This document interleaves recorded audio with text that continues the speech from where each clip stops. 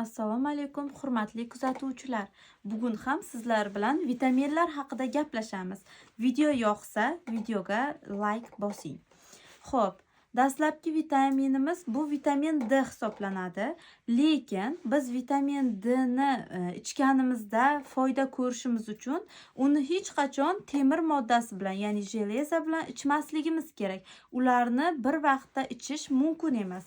Keyingisi omega 3 va magniylar ham aynan temir moddasi bilan bir vaqtda qabul qilinmaydi.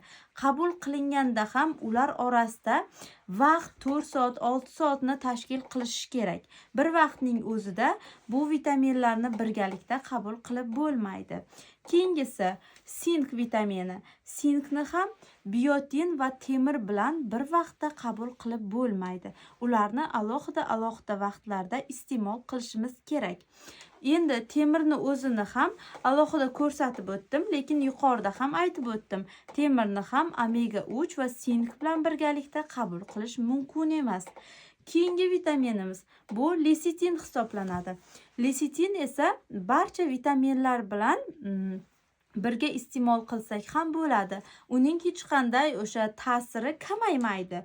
Foydasini biz doimo ko'ramiz. Boshqa vitaminlar bilan birga qabul qilsak ham. Keyingi vitaminimiz bu biotin. Biotinni sink bilan iste'mol qilmasligimiz kerak. Va so'nggi vitaminimiz bu vitamin B hisoblanadi. Vitamin B ni asal bilan birgalikda qabul qilib bo'lmaydi. Chunki aynan asal bilan qabul qilganimizda bu vitamin bizda hech qanday foyda ko'rsatmaydi. Aziz obunachilar, bu qoidalarga amal qiling. Shundagina siz iste'mol qilgan vitamin sizga yaxshi foyda ko'rsatadi.